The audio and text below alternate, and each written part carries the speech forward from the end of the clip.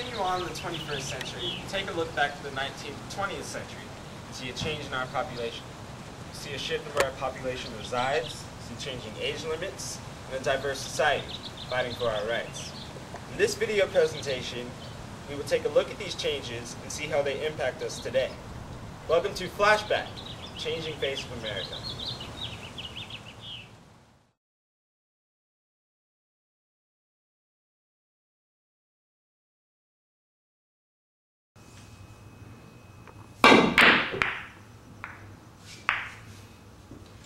Now, what is urban flight? Well, it is the process in which Americans left cities and moved to the suburbs.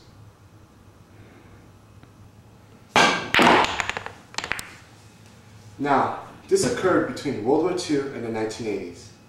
And this is probably one of the most significant social-cultural changes in American history. Now, just for comparison, in 1950, cities had a larger population than suburbs. In 1970, they were about even, and after 1980s, this trend started to stop. In 2000, some cities even saw themselves having larger populations, while others saw a stop to the decline in their population.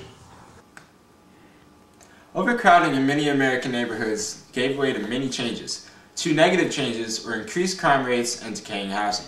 On the other hand, people that could afford to move enjoyed the perks of more space, more privacy, and increased security. Since the economic base provided tax money for basic city services, large cities began to shrink as people moved to suburbs. In fact, after 1990, the 31 most impoverished communities in America were in cities.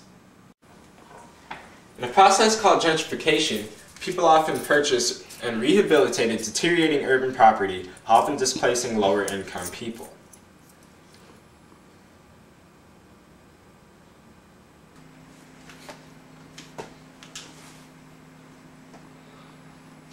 Life in the suburban areas varied with life in the cities in the sense of technology. People in suburban areas commuted to their jobs in the cities, and people also began telecommunicating as well. They used computers, fax machines, modems to work from their homes.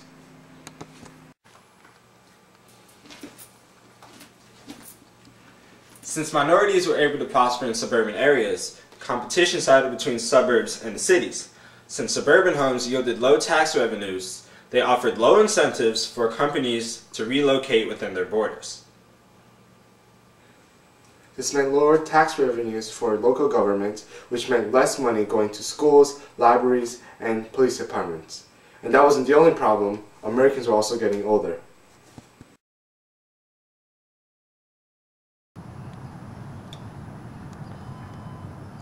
In 2000, the census said that Americans were older than ever. The median age was 35.3 years old, which is 2 years older than it was 1 decade ago.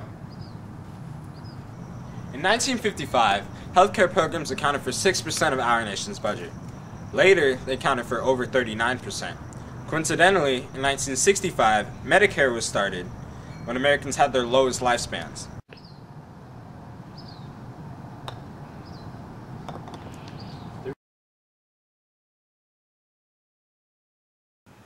In addition to the changing age in Americans, the population shifted as well. Between 1970 and 2000, the population went from 204 million to 284 million. And that growth was accounted for the immigrants. Before the turn of the 20th century, most immigrants came from Europe. However, in the 21st century, 45% of immigrants came from the Western Hemisphere, mostly Mexican, and 30% came from Asia. The reason behind such a big Latino immigration was due to the fact that the Mexican peso was down 73%. This caused many Mexicans to lose their job and forced them to move to America in search of newer jobs. Since then, 2,000 legal and 4,000 to 10,000 illegal immigrants have been coming to America every day. Many Americans thought their country couldn't absorb very many more immigrants. In fact, by 1990, 3.2 million immigrants had made their way into America.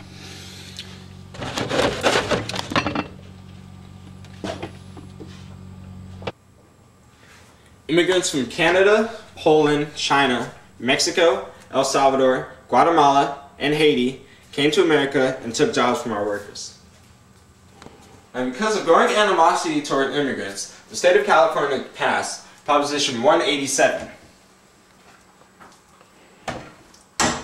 Proposition 187 cut all education and non-emergency health benefits for illegal immigrants.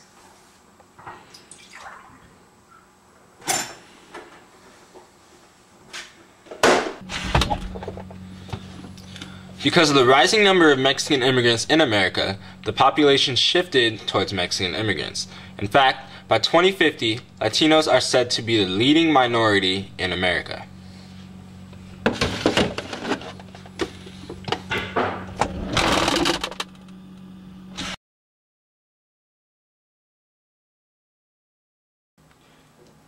As the rest of the nation debated over immigration, the ancestors of the original Americans continued to struggle. In 2001, 32% of Native Americans were below the poverty line. That was 3 times the rate of white Americans. Now, Native Americans also endured a suicide rate 72% greater than the general population, and an alcoholism rate 7 times greater. In the face of such hardships, Native Americans wanted to improve their lives. Dozens of tribes attained the economic freedom to open casinos. Although controversial, Native Americans were able to gain much needed money to improve their jobs, education, infrastructure, and services. Starting in the 1990s and steadily moving on, Native Americans gained recognition for their struggle, and with that, more rights.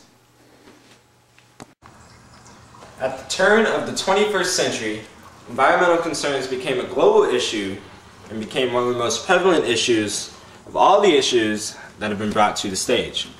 However, in the midst of all this, poverty is still an issue in America.